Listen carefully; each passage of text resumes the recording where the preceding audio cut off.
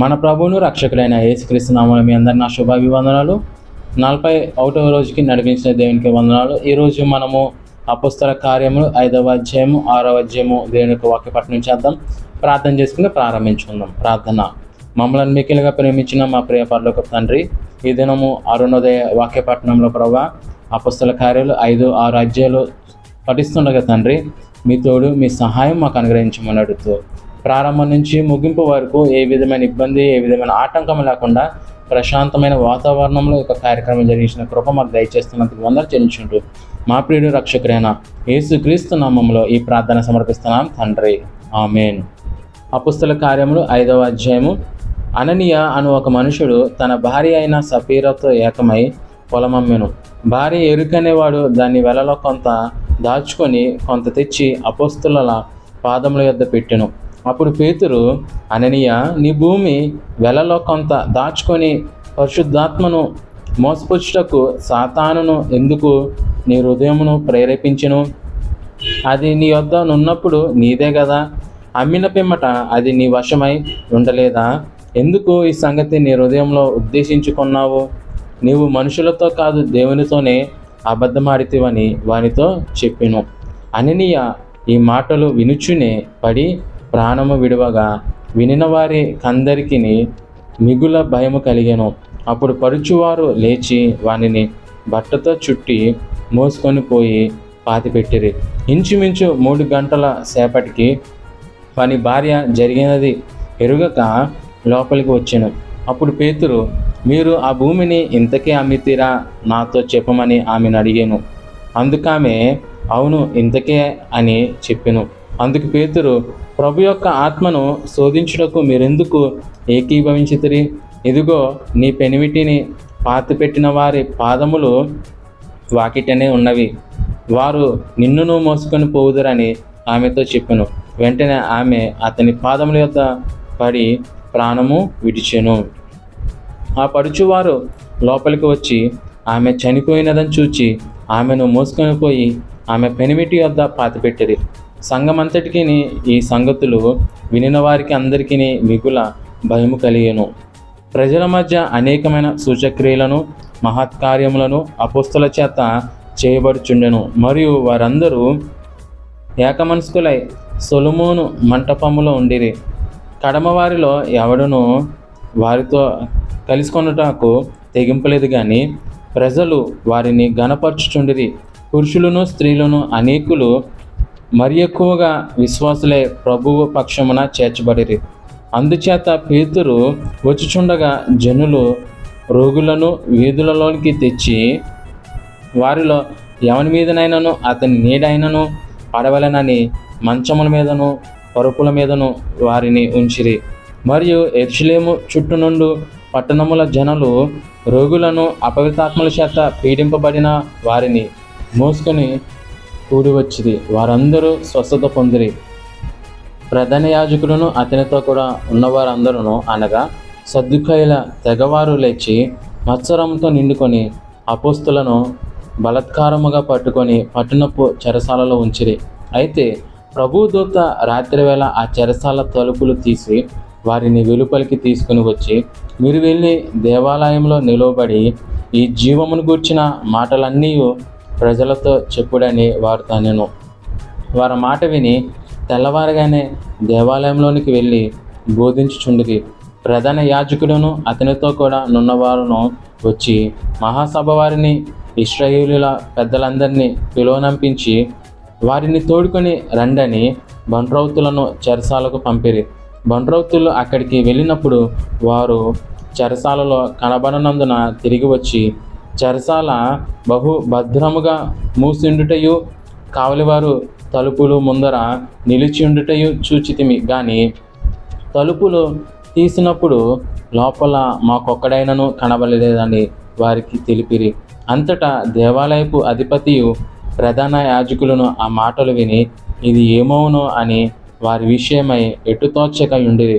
అప్పుడు ఒకడు వచ్చి, ఇదిగో మీరు చెరసాలలో వేయించిన మనుషులు దేవాలయంలో నిలిచి ప్రజలకు బోధించుచున్నారని వారికి తెలుపగా అధిపతి బండ్రోతులతో కూడా పోయి ప్రజలు రాళ్లతో కొట్టుదురేమని భయపడి బలాత్కారము చేయకే వారిని తీసుకుని వచ్చి సభలో నిలవబెట్టగా ప్రధాన యాజకుడును వారిని చూచి, మీరు ఈ నామమును బట్టి బోధింపకూడదని మేము మీకు ఖండితముగా ఆజ్ఞాపింపలేదా?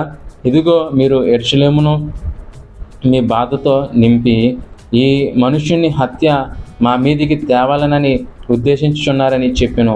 అందుకు పేతురును అపోస్తలులను, మనుషులకు కాదు దేవునికి మేము లోబడవలనని గదా మీరు మ్రానును వేలాడవేసి సంహరించిన యేసును మన పితరుల దేవుడు లేపెను. ఇశ్రాయేలునకు మారు మనసు పాప క్షమాపణను దయచేయుటకే దేవుడు ఆయనను అధిపతిని గాను రక్షకుని గాను తన దక్షిణ హస్తబలము చేత హెచ్చించి ఉన్నాడు. మేమును దేవుడు తనకు విధేయులైన వారికి అనుగ్రహించిన పరిశుద్ధాత్మయు ఈ సంగతులకు సాక్షులమై ఉన్నామని చెప్పిరి. వారు ఈ మాట విని అత్యాగ్రహం తెచ్చుకొని వీరిని చంపను ఉద్దేశించగా, సమస్త ప్రజల వలన ఘనత నొందినవాడును ధర్మశాస్త్రోపదేశకుడునైన గమాలియేలును ఒక పరిసయ్యుడు మహాసభలో లేచి, ఈ మనుషులను కొంతసేపు వెలుపల ఉంచుడని ఆజ్ఞాపించి వారి తిట్లనను. ఇశ్రాయేలులారా, ఈ మనుషుల విషయమై మీరేమి చేయబోచున్నారో జాగ్రత్త సుమండి. ఈ దినములకు మునుపు దూదా లేచి తానొక గొప్ప వాడనని చెప్పుకొనెను. ఇంచుమించు 400 మంది మనుషులు వానితో కలిసికొనిరి. వాడు చంపబడెను. వానికి లోబడిన వారందరూ చెదరి వ్యర్థులైరి. వానికి తరువాత జనసంఖ్య దినములలో గలిలయుడైన యోధ అను ఒకడు వచ్చి ప్రజలను తనతో కూడా తిరుగుబాటు ప్రేరేపించును. వాడు కూడా నశించును. వానికి లోబడిన వారందరూ చెదిరిపోయి. కాబట్టి నేను మీతో చెప్పినదేమనగా, ఈ మనుషుల జోలికి పోక వారిని విడిచిపెట్టుడి. ఈ ఆలోచన అయినను ఈ కార్యమైనను మనుషుల వలన కలిగినదాయన అది వ్యర్థమగును.